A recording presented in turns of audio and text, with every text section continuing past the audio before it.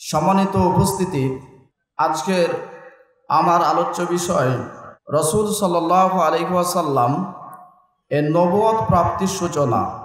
উক্ত বিষয় স্পষ্ট করার জন্যে ওহী নাযিলের পদ্ধতি ও সে সময়কার ঘটে যাওয়া ঘটনাবলী উল্লেখ করার জন্য বলা হয়েছে। যেহেতু সময় খুব সংক্ষিপ্ত, কাজেই সংক্ষিপ্তভাবে বিষয়গুলো উল্লেখ করার চেষ্টা করবে ইনশাআল্লাহ। প্রাথমিক পর্যায়ে ওহী নাযিলের পদ্ধতি। আপনারা জানেন, জিনাকে পৃথিবীর মানুষের জন্য হেদায়েত হিসাবে হেদায়েত করার জন্য পাঠিয়েছিলেন, তাবলীগের কাজ করার জন্য পাঠিয়েছিলেন। তিনি হলেন মুহাম্মদ রাসূলুল্লাহ সাল্লাল্লাহু আলাইহি ওয়াসাল্লাম।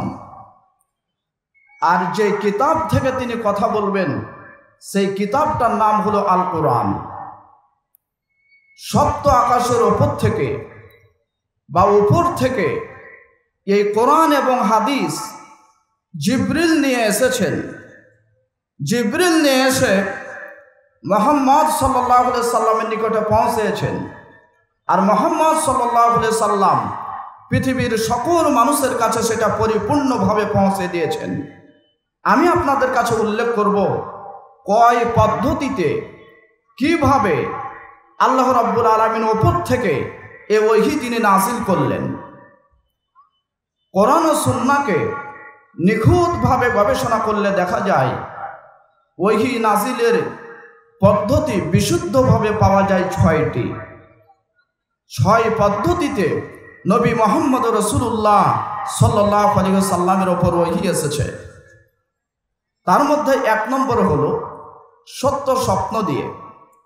স্বপ্নের মাধ্যমে রাসূল সাল্লাল্লাহু আলাইহি সাল্লাম তিনি যে স্বপ্ন দেখতেন, নবীগণ যে স্বপ্ন দেখতেন, এটা হলো ওয়াহী, এটা হলো ওহীর মধ্যে গণ্য। সাধারণ মুসলিম যদি স্বপ্ন দেখে তাহলে তার স্বপ্ন কি হবে, এই বিষয়ে আলোচনা আলাদা, সেদিকে যাব না। মূল পয়েন্টের আপনাদেরকে ছয়টা বিষয়ে একটু ইশারা দিয়ে আলোচনা শেষ করব ইনশাআল্লাহ। তাহলে নবী রাসূলগণ যে স্বপ্ন দেখেন, এই স্বপ্ন হলো ওহী। আয়েশা সিদ্দিকা রাদিয়াল্লাহু আনহা বলেন, আউয়ালু মা বুদিয়া বিহি রাসূলুল্লাহ সাল্লাল্লাহু আলাইহি সাল্লাম মিনাল ওয়াহী আর-রুইয়া আস-সালিহা ফিন নাওম। রাসূল সাল্লাল্লাহু আলাইহি সাল্লামের নিকটে সত্য স্বপ্নের মাধ্যমে ওহী আরম্ভ হয়েছে, ওহী নাযিল হয়েছে। তাহলে আমরা বুঝতে পারলাম যে ওহী নাযিলের একটি পদ্ধতি হলো নবীগণ রাসূলগণ যে স্বপ্ন দেখতেন, এই স্বপ্নের মাধ্যমে তার কাছে ওহী আসতো। আর যার সপক্ষে উম্মুল মুমিনিন আয়েশা রাদিয়াল্লাহু তাআলা আনহা তিনি বর্ণনা করছেন যে সর্বপ্রথম আমাদের রাসূলের উপর যে ওহী এসেছিল, সেই ওহীটা ছিল সত্য স্বপ্ন দিয়ে। এই জন্য অনেক সময় সাধারণ মানুষ, মুমিন, মুত্তাকি, পরেশগার ব্যক্তি, তারাও স্বপ্ন দেখে, তবে তাদের স্বপ্ন ওহীর সমতুল্য নয়। তারা ভালো স্বপ্ন দেখতে পারে, তবে নবী রাসূলগণ যদি স্বপ্ন দেখেন তাহলে সেটা হবে তাদের জন্য ওহী।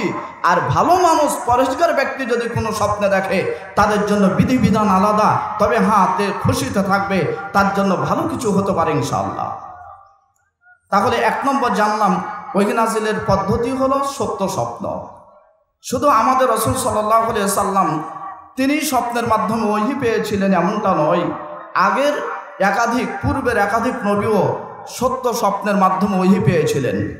যেমন আবুল আম্বিয়া ইব্রাহিম আলাইহিস সালাতু ওয়াস সালাম তিনি বলছেন, ইয়া বুনাইয়া ইন্নী আরা ফিল মানাবি আন্নী আযবাহুকা ফানজুর মাযা তারা ক্বালা ইয়া আবাতি ফাআল মা তু'মার সাতাজিদুনি ইনশাআল্লাহু মিনাস সাবিরিন। আমি আপনাকে দেখাচ্ছি যে আমাদের নবী ব্যতীত অতীতে যারা গেছেন তারাও স্বপ্নের মাধ্যমে ওহী পেয়েছেন। যেমন আবুল আম্বিয়া, নবীদের পিতা ইব্রাহিম আলাইহিস সালাম, তিনি স্বপ্নে দেখলেন, তাই ছেলেকে বলছেন, হে স্নেহের বৎস। দেখেন বাচনভঙ্গি কি সুন্দর। ইব্রাহিম আলাইহিস সালাম ছেলেকে বলছেন, হে স্নেহের ছেলে, খুব স্নেহ দিয়ে বলছেন, স্নেহের ছেলে, আমি স্বপ্নে দেখলাম যে আমি তোমাকে কুরবানি করছি, তো তোমার মন্তব্য কি বলো। এবার ছেলে উত্তর দিচ্ছেন ইয়া আবা তিফাল। ইয়া আবা তিফাল গ্রামার অনুযায়ী এখানে তা শব্দটি ব্যবহার হয়েছে ইহতারামের জন্য, সম্মানের জন্য।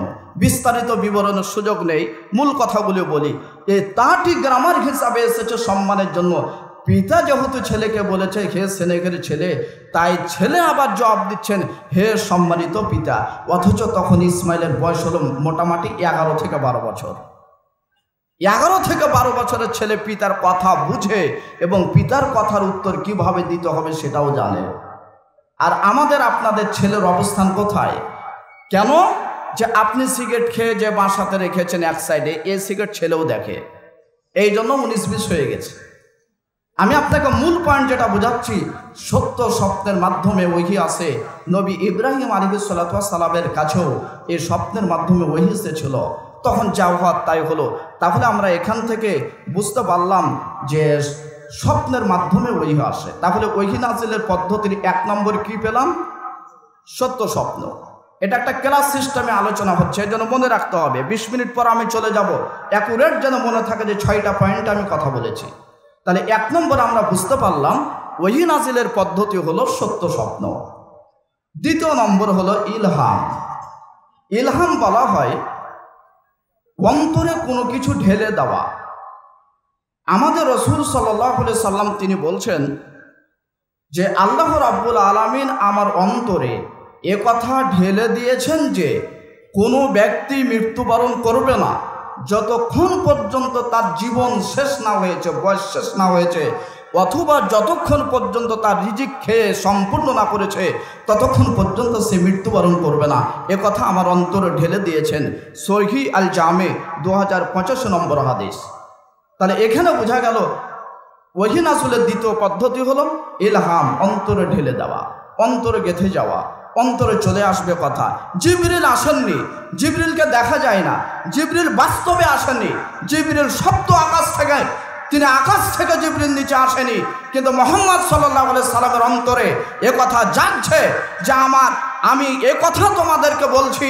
আমার অন্তরে কেন জাগ দিচ্ছে? অন্তরে আমার মনে বলছে যে কোনো মানুষ তার রিজিক না খাওয়া পর্যন্ত মৃত্যুবরণ করবে না।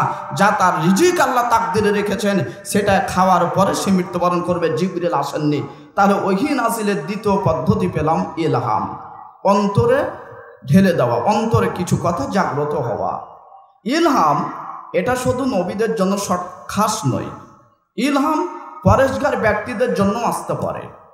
একটু দেখেন, নবীদের ক্ষেত্রে যদি হয় তাহলে সেটা হবে ওহী, আর সেটা যদি পরেশগার ব্যক্তির ক্ষেত্রে হয় তাহলে ভিন্ন কথা। আমরা প্রমাণে যাই,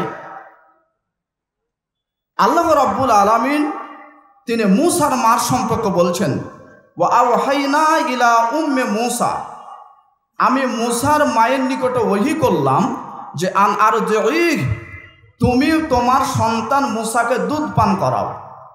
তুমি যদি তার বিষয়ে আশঙ্কা করো, ভয় করো, যে তাহলে তুমি তাকে ফালকিহি ফিলে আনবে, সমুদ্রে নিক্ষেপ করো, সমুদ্রে ভাসিয়ে দাও। আমি অচিরেই মূসাকে তোমার কাছে আবার ফিরিয়ে দিব। ওয়া জাইলুহু মিনাল মুরসালিন, আর মূসাকে আমি নবী করে দেব, আমরা নবী বানাবো। তাহলে দেখেন, মূসা আলাইহিস সালাতু ওয়াস সালামের মা নবী নয়, তারপরও তার অন্তরে আল্লাহ ওহী করলেন। ওহী মানে এখানে ইলহাম করলেন। তাহলে ইলহাম নবীদের জন্য যেমন আসতে পারে, তেমন ইলহাম পরেশগার ব্যক্তির জন্য তেমন আসতে পারে। এখন আপনার মধ্যে ইলহাম আসতে পারে, তবে এখন আসে না কেন? আপনার মধ্যে ইলহাম আসে শয়তানের ইলহাম। শুয়ে আছেন বাসাতে, আপনার খালি মনে জাগছে যে কখন যে ঘুম থেকে উঠবো, মোবাইলটা অন করে দেখবো রাত 2টা পর্যন্ত। শয়তানি ইলহাম এসেছে। মূসার মা একজন মহিলা মানুষ, আলোচনা বিষয় ছেড়ে যাবেন না। মূসার মার কাছে আল্লাহ, মূসার মা অনেক পরহেজগার মানুষ, মহিলা, তার কাছে ইলহাম কেন আসলো? কোনো পুরুষ বা কোনো নারী যদি পরহেজগার হয়, শরীয়তের কোনো উল্লেখযোগ্য কাজের সাথে যুক্ত থাকে, তাহলে তার কাছে আল্লাহ তাআলা সপ্ত আকাশের ওপর থেকে ইলহাম করতে পারেন। তার সপক্ষে দলিল হলো মূসা আলাইহিস সালাতু ওয়াস সালামের মাতা, যার কাছে আল্লাহ তাআলা ইলহাম করেছিলেন। মূসার মায়ের কাছে ইলহাম করার প্রয়োজন কেন হলো? সে সময় রাজ্য পরিচালনা করছিল ফিরাউন। ফিরাউন যেভাবে হোক জানতে পেরেছিল যে আমার রাজ্যে সন্তান ছেলে সন্তান জন্ম নেবে, সেই ছেলে সন্তান আমার রাজ্য কেড়ে নেবে, অবৈধভাবে রাজ্যে আমি থাকতে পারবো না, আমি রব দাবি করতে পারবো না, দাবি করলে মানবে না মানুষ। তাই ফেরাউন বলেছিল যে যে সমস্ত বাচ্চারা সন্তান ছেলে সন্তান ভূমিষ্ঠ হবে তাদেরকে জীবিত হত্যা করো। তো মুসা আলাইহিস সালাম তো ছেলে মানুষ, তাহলে মুসাকে তো হত্যা করবে। তাহলে এখান থেকে আরেকটা বোঝা যায়, ফেরাউন তার রাজত্ব টিকানোর জন্য, তার অবৈধ রাজ্য টিকানোর জন্য মুসা সহ ওই সময়কার যত ছেলে সন্তান ছিল সেই ছেলে সন্তানগুলিকে জীবন্তভাবে হত্যা করার নির্দেশ দিয়েছিল। আজও বাংলাদেশের মাটিতে যারা অবৈধভাবে শাসন করতে চেয়েছিল তারাও মানুষ হত্যা করে তারা টিকে থাকতে চেয়েছিল। এই পথ আজকের নয়, এ মানুষ হত্যা করে রাজ্য চালাতে হবে, এই পথ আজকের নয়। এ পথ হলো শত শত বছর আগে ওই ফেরাউনের দেখানো পথ। তাই যারা নিয়ম কানুন ছাড়াই অবৈধভাবে রাজ্য চালাতে চেয়েছে তারা হলো ফেরাউনের গোষ্ঠী। আপনার 19-20 করার সুযোগ নাই, আমি কোরআন থেকে আপনাকে বিশ্লেষণ মিলিয়ে দিচ্ছি। বলবেন ফেরাউন চলে গেছে, নব্য ফেরাউন যারা তারা পৃথিবীতে অবস্থান করছে। ফেরাউনের মৌলিক বৈশিষ্ট্য দুটি। এক নম্বর হলো ফেরাউন আল্লাহর ইবাদত করতে বাধা দিত, সে নিজে রব দাবি করেছিল। আজও পৃথিবীর দিকে তাকিয়ে দেখেন, কিছু শাসক কিছু বাদশা আছে, তারা বাহ্যিক দৃষ্টিতে না বললেও অভ্যন্তরীণভাবে বুঝায় যে আমাকে রবের মতো তোমরা মেনে থাকো। আর একটা দ্বিতীয় কাজ ছিল ফেরাউনের, বাচ্চা হত্যা করা। আজও বাংলাদেশের জমিনে যারা বড় বড় ডিগ্রিধারী MBBS ডাক্তার রয়েছেন তারাও বাচ্চা হত্যার সাথে জড়িত আছে। তবে সবাই নয়, যারা মেডিসিন দিয়ে, যারা ওষুধ দিয়ে, যারা ইঞ্জেকশন দিয়ে চিরতরে বাচ্চাদানি কেটে মায়ের বাচ্চা নামা থেকে ওষুধ প্রয়োগ করে বাচ্চা নষ্ট করছে, এরা MBBS ডাক্তার নয়, এরা হলো ফেরাউনের অনুসারী। তারা টাকা বৈধ হতে পারে না। আমি আপনার প্রতিষ্ঠানের জামিয়া সালাফিয়ার একজন হাদিস বিভাগের শিক্ষক, আপনি কথা অত সহজে ডানে বামে নিয়েন না। হিসাব ছেড়ে কথা বলতে এসেছি এমনটা নয়, বিচার বিশ্লেষণ হাদিস কোরআন দেখে এসে বলছি। আপনি বলতে পারেন যে মায়ের বাচ্চা হয়েছে, দুধ পাবে না বাচ্চাটা, ঠিক আছে 2 বছর নিতে হবে না, 3 বছর নিতে হবে না, আপনি কেন বাচ্চাদানি কেটে ফেললেন? ফেরাউনের থেকে আপনার স্বভাব আরও খারাপ। ফেরাউন হত্যা করত শুধু ছেলে সন্তান, আর আপনি হত্যা করেন ছেলে মেয়ে সবাকেই। আপনি ফেরাউনের বাপ অথবা দাদা। সম্মানিত উপস্থিতি, আপনি আলোচনার পয়েন্ট ভুলেন না। আপনাকে দেখাচ্ছি আল্লাহ পরেশগার ব্যক্তির কাছে ইলহাম করতে পারেন, যেটা করেছিলেন মুসার মায়ের কাছে। যদি মুসার মায়ের নিকটে ইলহাম না হতো তাহলে মুসাকে তারা ধরত, ফেরাউনের সৈন্যবাহিনী ধরে তাকে হত্যা করত। এটা যেন করতে না পারে তাই আল্লাহ তিনি ইলহাম করলেন মুসার মায়ের নিকটে। তাই আল্লাহ তাআলা বললেন ওয়া আওহাইনা ইলা উম্মে মুসা, আমি মুসার মায়ের নিকটে ইলহাম করলাম যে বাচ্চা তোমার সন্তান মুসাকে দুধ পান করাও, ভয় থাকলে সমুদ্রে ফেলে দাও, সমুদ্রে নিক্ষেপ করো, আমি আল্লাহ মুসাকে তোমার নিকটেই ফিরিয়ে দেব। ওয়া জাইলুহু মিনাল মুরসালিন, এবং মুসাকে নবুয়ত থেকে এই ফেরাউন কেন ফেরাউনের 14 গোষ্ঠী বন্ধ করতে পারবে না, আমি তাকে নবী বানাবো। সম্মানিত উপস্থিতি, তাহলে আমরা দ্বিতীয় পদ্ধতি পেলাম। ওহী নাজিলের দ্বিতীয় পদ্ধতি হলো ইলহাম। অন্তরে জেগে অন্তরে ইলহাম করবেন আল্লাহ। এটা পরেশগার ব্যক্তিদের মধ্যেও হতে পারে, আপনার মধ্যেও হতে পারে। সঠিক কাজ করছেন কোনো জায়গায় মাদ্রাসা বা মসজিদ, কিন্তু করতে যে দেখছেন আপনার মনে বারবার বলছে এখানে মসজিদ করা ঠিক হবে না, এখানে মাদ্রাসা করা ঠিক হবে না। স্বপ্নও দেখছেন এটা ঠিক হবে না, জানতে হবে এটা অন্য কিছু ঘটছে। বিস্তারিত আলোচনা পরবর্তীতে। আল্লাহ রাব্বুল আলামিন শুধু অন্য মানুষের মধ্যে নয়, এমনকি কিছু পশু পাখির মধ্যেও তিনি ইলহাম করতে পারেন। যেমন আল্লাহ রাব্বুল আলামিন অন্য জায়গায় বলছেন ওয়াহা রব্বুকা ইলান নাহলে, তোমার রব মৌমাছির নিকটে ইলহাম করলেন যে তুমি পাহাড়ের কিনারাতে ঘর বাড়ি তৈরি করো, ওয়ামিনা সাজার, গাছে ঘর বাড়ি তৈরি করো, ওয়ামিম্মা ইয়ারিসুন, এবং মানুষেরা যে বাড়িঘর তৈরি করেছে সেগুলিতে। এই জন্য মৌমাছির মৌচাক দেখবেন যে আমের গাছে আছে, জামের গাছে আছে, পাহাড়ে লেগে আছে, কাঁঠাল গাছে লেগে আছে। আপনার বাড়ি করা আছে, তো বাড়ির একটা বাঁশ লটকা ছিল, সে বাঁশে করা আছে। সৃষ্টিগতভাবে আল্লাহ মৌমাছির অন্তরে এটা ইলহাম করে দিয়েছেন। বিষয়টা খুব চমৎকার, কিন্তু সময় কম, আর মনে হয় 10 মিনিট আছে। তো তাহলে ইলহাম, এই যে মৌমাছি এমনি গাছে বাসা বাঁধেনি, মৌমাছিকে আল্লাহ ইলহাম করে রেখেছেন তার সৃষ্টিগতভাবে। তাই সেখানে মৌচাক সৃষ্টি করেছে। মৌচাক ওখানে করে আল্লাহ তাআলা বলেন, ওখানে তুমি বিভিন্ন ফলের রস ভক্ষণ করে তোমার পেটে প্রক্রিয়াজাত হয়ে সেখানে সেটা মধু হিসাবে তুমি রাখবে। ওই মধুটা আমার বান্দারা খেয়ে সেটাতে শেফা আরোগ্য থাকবে। এটা আমি আল্লাহ তাআলা বিধান করে দিলাম। আমি আপনাকে বোঝাচ্ছি, ওহী নাজিলের দ্বিতীয় পদ্ধতি হলো ইলহাম করা। ইলহাম শুধু নবীদের জন্য খাস নয়, ইলহাম নবীদের জন্য আসতে পারে, পরহেজগার ব্যক্তিদের জন্য আসতে পারে। এমনকি আল্লাহ তাআলা মৌমাছির নিকটে ইলহাম করেছিলেন, যেটা সরাসরি কোরআনে আয়াত দ্বারাই স্পষ্ট প্রমাণ। তৃতীয় নম্বর, রাসূল সাল্লাল্লাহু আলাইহি সাল্লামের নিকটে ওহী নাজিল হতো।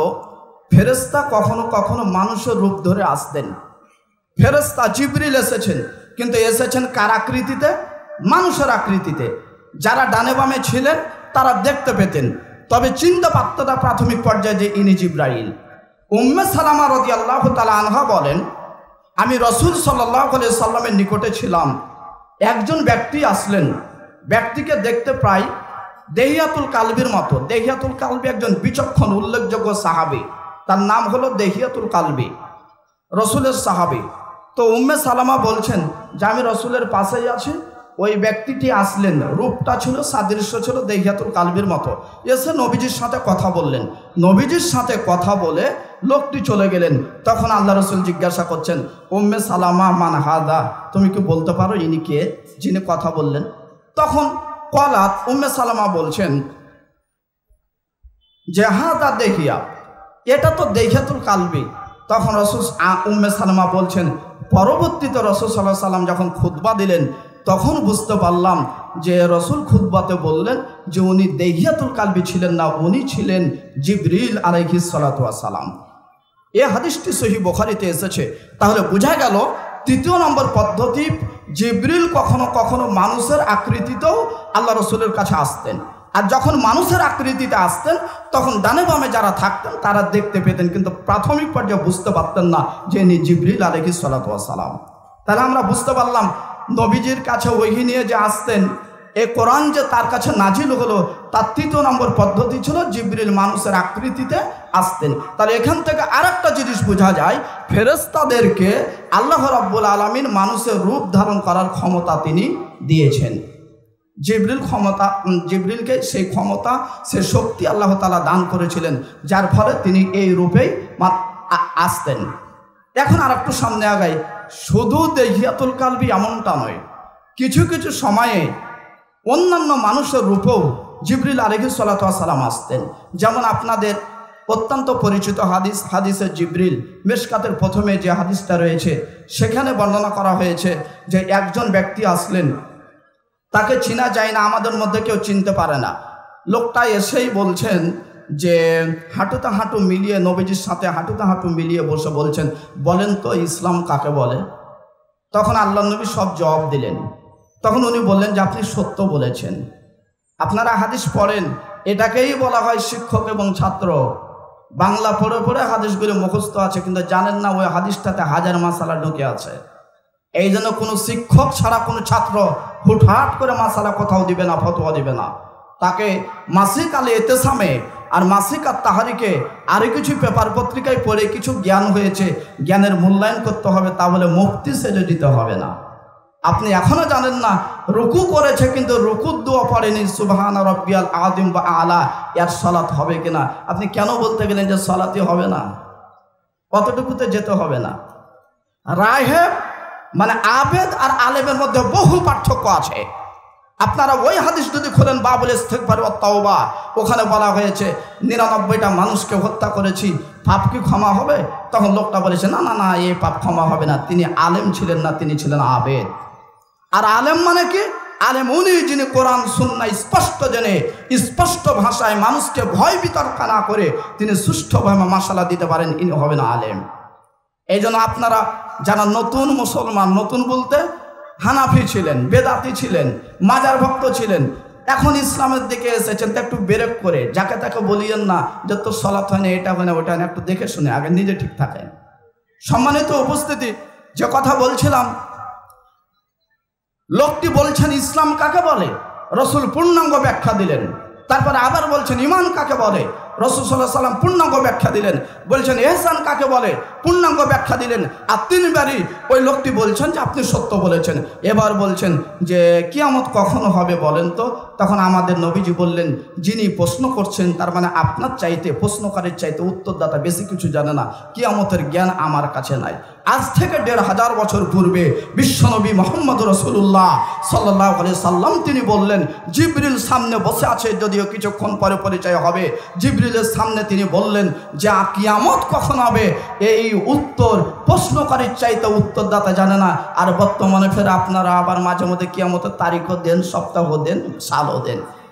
আরে হাদিস কোরআন যদি বুঝেন পাগল ছাগলের মতো, তাহলে তো হবে না। জ্ঞান দিয়েই বুঝতে হবে, গ্রামার উসুল এগুলি দিয়ে বুঝতে হবে। শুধু ওই সৌরজগৎ নিয়ে বুঝলেও হবে না। সৌরজগৎ যদি রংপুরে যান তাহলে দেখবেন যে তারা যেতে যেতে একটা তারা আরেকটার সাথে মনে হচ্ছে মিলে গেল, তো ওই মিলন দেখে মনে হবে যে আর 5 মাস পরে মনে হয় তারার সময় শেষও ভেঙে যাবে। ওটা দিয়ে হবে না। শরীয়ত শুধু কোরআন ও সুন্নাহ মোতাবেক চলে। তাই আজ থেকে ১৫০০ বছর পূর্বে জিবরিল সামনে বসা, জিবরিল প্রশ্ন করলেন কিয়ামত কখন হবে। তখন মুহাম্মদ বলছেন প্রশ্নকারীর চাইতে উত্তরদাতা কিছু বেশি জানে না। ঠিক আছে, কথা শেষ, চলে গেলেন। এইবার আল্লাহ রসুল ওমর ইবনে খাত্তাবকে বলছেন, ওমর তুমি কি জানো ইনি কে? তখন তিনি বলছেন যে তা তো না। তখন আল্লাহ রসুল সাল্লাল্লাহু আলাইহি ওয়াসাল্লাম বলছেন, হাদা জিবরিল, ইনি হলেন জিবরিল, তোমাদের নিকটে তোমাদের দিন শিক্ষা দেওয়ার জন্য এসেছিলেন। আমি আপনাকে বুঝাচ্ছি, জিবরাইল দেহিয়াতুল কালবির রূপ ব্যতীত অন্য রূপে আগমন করতেন।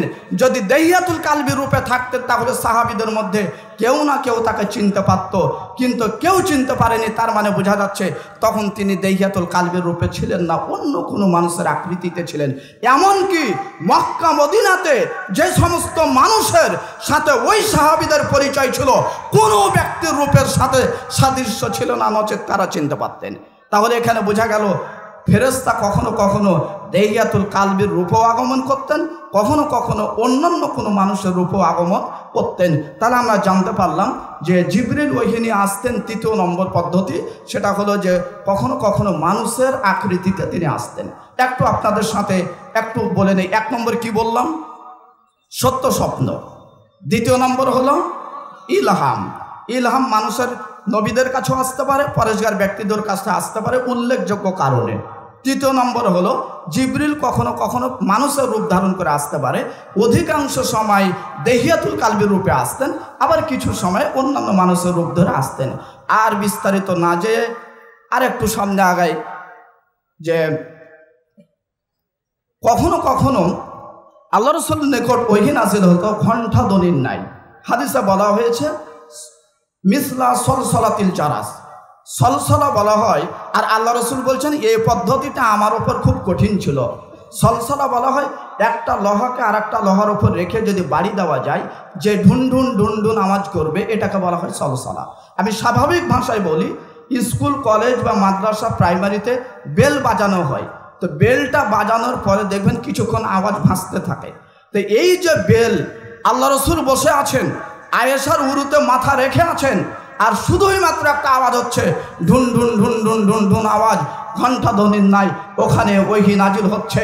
আল্লাহ নবীজি তিনি নিজে বলছেন যে এটাই ছিল আমার কাছে যত পদ্ধতিতে ওহী নাজিল হতো, এই পদ্ধতিগুলির মধ্যে সবচাইতে কঠিন পদ্ধতি ছিল এটা, এই ঘণ্টা ধ্বনির নাই। তাই আয়েশা বলছেন, আমার উরুর ওপর যখন মাথা ছিল তখন আমার উরুটা যেন মনে হচ্ছে ভেঙ্গে চৌচির হয়ে মাটিতে নিস্তব্ধ নিচে হয়ে যাবে, তবু আমি মাথাটা নড়াচড়া দিচ্ছি না, আমার নিতম্বটা নড়াচড়া দিচ্ছি না। এ কারণেই যে আমার ওই জায়গায় মাথা রেখে আছেন বিশ্বনবী মুহাম্মদ রাসূলুল্লাহ সাল্লাল্লাহু আলাইহি সাল্লাম।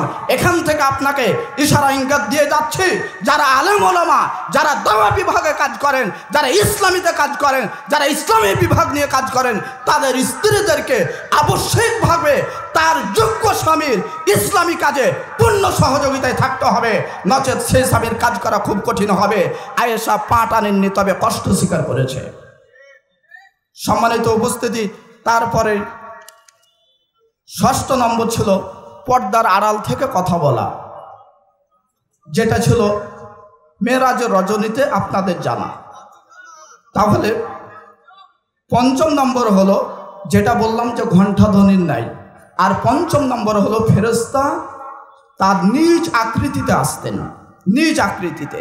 যেমন আল্লাহ রাসূল সাল্লাল্লাহু আলাইহি সাল্লামের কোরআনে কিছু আয়াতে পাওয়া যায় তিনি দেখতে পেলেন আকাশে, এভাবে কিছু আয়াত এসেছে কাছাকাছি দেখলেন, তিনি ভুল দেখেননি। আর হাদিসে এসেছে ফাতরাতুল ওহির পর্বে যে ওহি কিছুদিন বন্ধ থাকলো, তারপরে আল্লাহ রাসূল যখন যাচ্ছিলেন তখন তিনি বলছেন হঠাৎ একটা আওয়াজ শুনতে পেলাম, সে আওয়াজ শোনার পরে আকাশের দিকে দেখলাম যে ওই ফেরেশতা চেয়ারের ওপর বসে আছেন যিনি গাড়ি ঘিরাতে এসেছিলেন। এটা হলো ৫ম নম্বর। আর ৬ষ্ঠ হলো পর্দার আড়াল থেকে আল্লাহ রাব্বুল আলামিনের সাথে কথা বলা। শুধুমাত্র হালকা কিছু বিশ্লেষণ দিয়ে মোটামুটি শিরোনামগুলি উল্লেখ করলাম, আপনারা যে কোনো বই থেকে সংগ্রহ করে বিষয়টি মনে রাখার চেষ্টা করবেন। আল্লাহ কবুল করুন, সকলে পড়ি আল্লাহুম্মা আমিন। আল্লাহ যেন আমাদের আশা যাওয়াকে কবুল করেন, সকলে পড়ি আল্লাহুম্মা আমিন। আরেকবার আপনাদের সাথে কথা বলি, আমাদের ১ নম্বর ওহী নাজিলের পদ্ধতি ছিল সত্য স্বপ্ন, সত্য স্বপ্ন। ২য় নম্বর ছিল ইলহাম, নবীদের কাছে আসতে পারে এবং সাধারণ পরহেজগার মানুষের কাছেও আসতে পারে। ৩য় নম্বর ছিল মানুষ রূপে ফেরেশতার আগমন, হয় দেহিয়াতুল কালবে অথবা অন্য কোনো মানুষের রূপে আসতে পারেন। তারপরে ছিল যে ঘণ্টাধ্বনির নাই, যেটা আল্লাহ রাসূল সাল্লাল্লাহু আলাইহি সাল্লামের কাছে অনেক কঠিন ছিল। ৫ম নম্বর ছিল ফেরেশতার আপন আকৃতিতে স্ব আকৃতিতে নেমে আসা। ৬ষ্ঠ নম্বর ছিল পর্দার আড়াল থেকে আল্লাহ রাব্বুল আলামিনের কথোপকথন। এই ছিল আজকের আমার সংক্ষিপ্ত আলোচনা। এখান থেকে আমি আমার আলোচনা শেষ করছি। আল্লাহ রাব্বুল আলামিন যেন আমাদের আলোচনাকে কবুল করেন, সকলে পড়ি আল্লাহুম্মা আমিন। আপনাদের আসা যাওয়াকে যেন কবুল করেন, সালাফি কনফারেন্সকে যেন কবুল করেন। আল্লাহ রাব্বুল আলামিনের এই ওহী নাজিলের পদ্ধতিগুলি আপনাদেরকে আরও বিভিন্ন বই থেকে বিস্তারিত বিবরণের সাথে দেখে নেওয়ার জন্য বলবো। আল্লাহ যেন আমাদেরকে সেই জ্ঞান অন্বেষণ করার তৌফিক দান করেন, আল্লাহুম্মা আমিন। এখান থেকেই আমি আমার আলোচনা শেষ করছি।